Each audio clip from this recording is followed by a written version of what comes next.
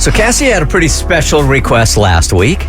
Yeah, I turned 40, and it is also the 40th anniversary of the breast cancer awareness movement, and it is October, which is Breast Cancer Awareness Month, and this all ties together because my lovely mother passed away in June from a very aggressive form of breast cancer. But because she did find a lump and get it checked early, and there are so many amazing advancements despite having an incredibly aggressive strain, which even her oncologist was like, this is aggressive. She was around for 4 years. She told us that she had breast cancer when I went to surprise her and my father with the news that I was pregnant again with my baby boy, Max.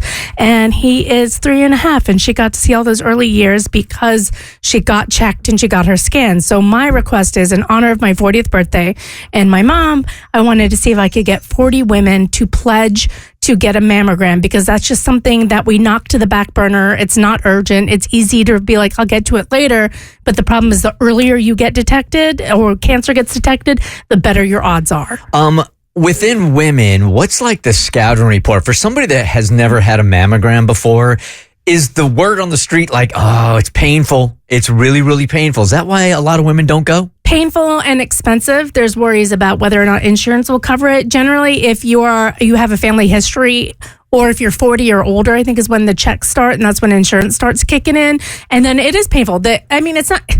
Let me retract. It's not pleasant. I didn't find it overly painful, but I got a lot of padding on my tatas, but they squish it between two metal plates. Mm-hmm. And if you have really dense tissue, sometimes you have to get an MRI instead. But at the end of the day, like, I would rather do that. I saw what my mom went through with chemotherapy. I would much rather be squished between two metal plates than do what she had to do. Sure. Yeah, I'm a naturally lumpy gal. The cysts love me, so they were finding lumps and cysts early on. So I've been getting mammograms for quite some time. And like Cassie, personally, it does not hurt. Is there discomfort? Yes, but as far as like actual pain, I've never felt pain when getting a mammogram, and I do have extremely dense breast, and so I don't even know why I do the mammogram, because they can never see anything, and we end up doing the ultrasound anyway afterwards. I even get one of those special little orange sheets of paper letting everybody know, dense boobies. I got the dense boobies. But it is, when you look at how important it is and what you could end up putting yourself through, that's nothing. How long is the whole process of a mammogram? Oh my God.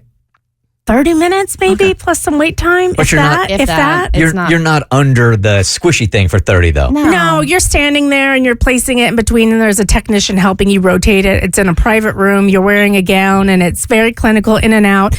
And I remember, like, I went once my mom got diagnosed, and I had to pay out of pocket, and it was like $300, which is a significant chunk of money. And I remember being furious that I'm like, hey, here I am with a family history now, and I got to pay for this.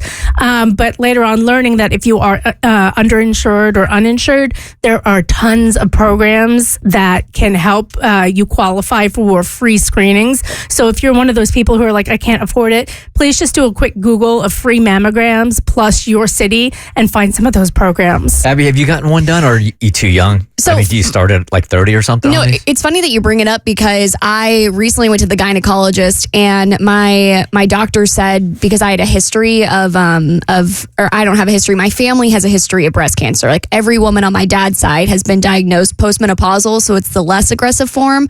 But my mom's mom also died of ovarian cancer. So my doctor was like, you can actually get this testing done. It'll be covered by your insurance, and it'll tell you what your risk is. So if your risk is elevated, we can actually start it earlier. So I recently got that testing done, and it came back that I don't have like the BRCA gene or whatever that causes it. But it does show like an elevated risk. So she's like, you might want to start it a little bit earlier, and we can kick in your insurance because of that. So even if you're not 40 or you're not, in the age range to where you need to get it done, there's still things you can do to be proactive to know what your risks are. Didn't Tracy have an incident like this also with her doctor, where they said you don't got to worry about a mammogram because you're so young, and then she ended up having some problems? Do I have that right? I am not 1,000% sure. I remember I remember when I found my first lump, and that was like when I first started on the show. And it turned out, it was just, I'm a cysty gal. But she too had experienced something like that as far as a scare. Yeah, 40 is generally when insurance kicks you start doing your annual test, and there are places like Northside Hospital does the genetic screening.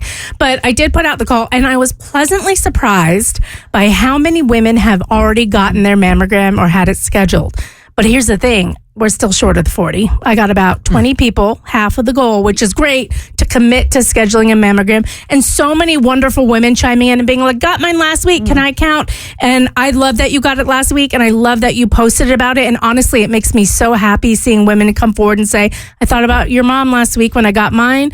I'm looking for 40 women who are putting it off and putting it on the back burner and are just like, I'll get to it when I get to it, because those are the women who are going to be at risk. The ones who are like, yep, I'm on top of it. I got it. You are going to get something caught if something happens. I want to potentially save some woman's life down the line. I want my mom's legacy to live on with helping others. She was a nurse. God, I'm so freaking tired of crying. All right, she was a nurse. She spent her whole life helping others, and I would love that her to be able to help somebody else. Sorry, quick redirect. Agree. She had to talk herself off a ledge real quick. Yeah, I was like, I'm so tired of crying over my mother's death. It's been months. Did you just drop an F-bomb there, or did I hear that incorrectly? You heard that incorrectly. Okay. Yeah, That's what I was panicking about. Okay. No, I did not say, because I wanted to say a different curse word, and I was like, we're on the radio, Cassie. Don't do that. Yeah, I thought you hit the F-bomb. All right, so what does it take? I mean, is it just calling your general practitioner? You can even go on your website. If you have like My Chart or something, you can book it through that. Just Google your practitioner. They can recommend someone. You could just Google a place for a mammogram screening and make sure it takes your insurance.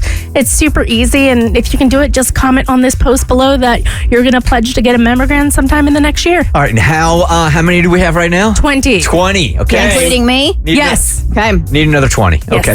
The Bert Show.